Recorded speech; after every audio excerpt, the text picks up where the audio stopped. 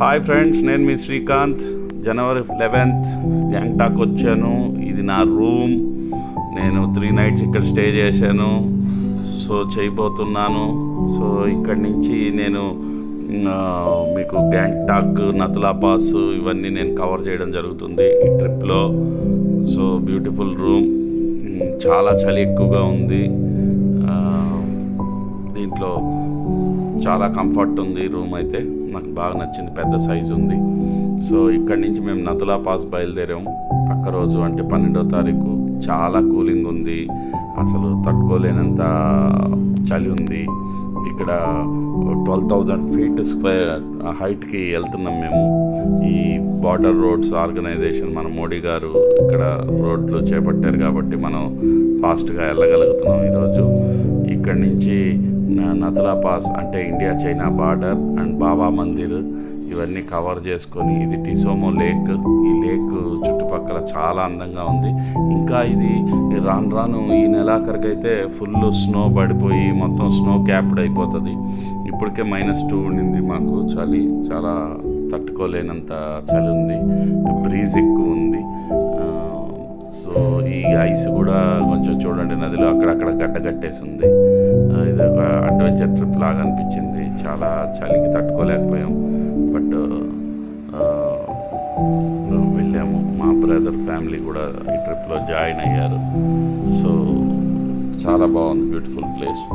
3 nights గ్యాంగ్టాక్లో ఉన్నాము. తర్వాత డార్జిలింగ్ కూడా వెళ్ళాము. She is my daughter. ఇక్కడ చూడండి, లేక్ ఫ్రోజన్ అయిపోయింది. వాటర్ ఫాల్ గడ్డగట్టిపోయింది అనమాట. అదొక మనం ఎప్పుడు చూడడం ఇట్లాంటిది. ఇక్కడ అట్లా ఫ్రీజ్ అయిపోయింది. ఐస్తో కాసేపు ఆడుకున్నాం. మిగతా వాళ్ళు కారు దిగలేని పరిస్థితి. దిగితే చలికి తట్టుకోలేక కార్లలోనే పార్క్ చేసిన కార్లలోనే ఉన్నారు, హీటింగ్ ఆన్లో పెట్టుకొని. అంత బాగుంది. మంచి గ్యాంగ్టాక్ ప్యాకేజెస్ కోసం అయితే మమ్మల్ని కాంటాక్ట్ చేయండి. నేను కూడా బాగా థ్రిల్ అయ్యాను. అందరు ఫోటోస్ తీసుకుంటా ఉన్నారు అక్కడ. వింతగా ఉంది అందరికీ. ఇది వచ్చే రూట్లో ఉండింది ఈ విధంగా. నతులా పాస్కి వెళ్ళి వచ్చే రూట్లో షీ ఈజ్ ఎంజాయింగ్.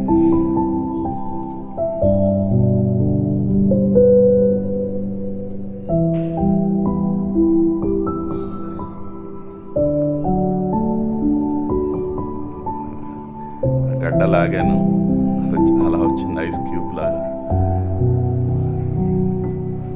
పట్టుకున్నా కూడా చేతులు జలదరిస్తున్నాయి.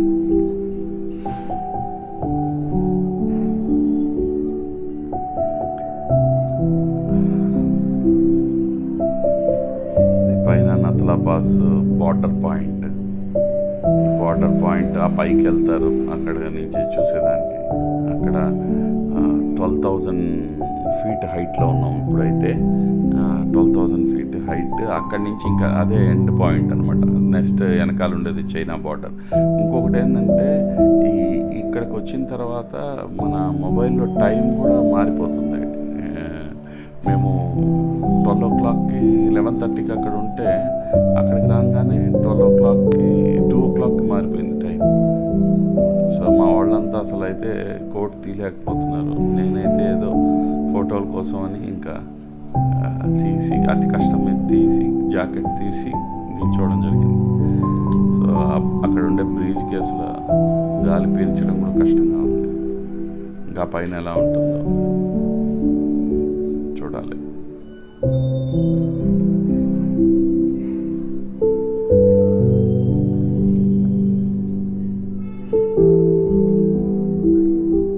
స్నో పడుతూ ఉంది. ఇప్పుడే స్నో స్టార్ట్ అయింది. ఇంకా కిందకి వెళ్ళాలన్నారు వాళ్ళు. జస్ట్ 1/2 hour టైం ఇచ్చారు మాకు.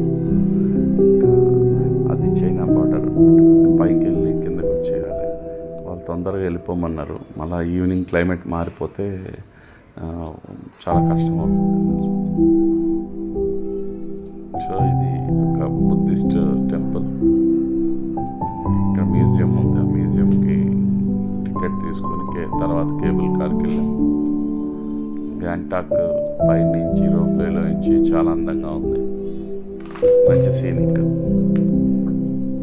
ఇదేంతో 160 రూపీస్ పర్ హెడ్ అనుకుంటా. సో బాగుంది, వర్తే, పైనుంచి బాగా చూడొచ్చు.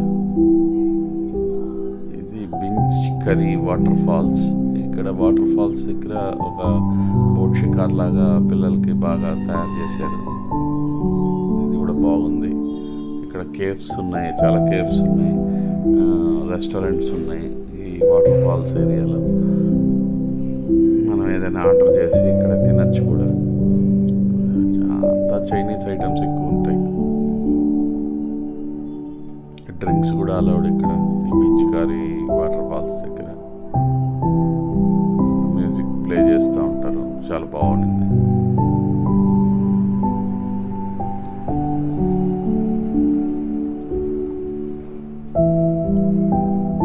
కొండల్లో నుంచి మంచి క్లీన్ వాటర్ వస్తుంది.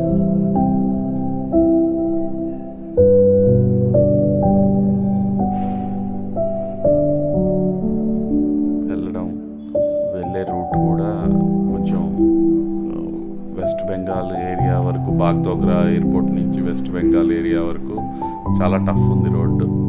ఆ తర్వాత సిక్కింలోకి వచ్చిన తర్వాత బాగుంది, బట్ వెరీ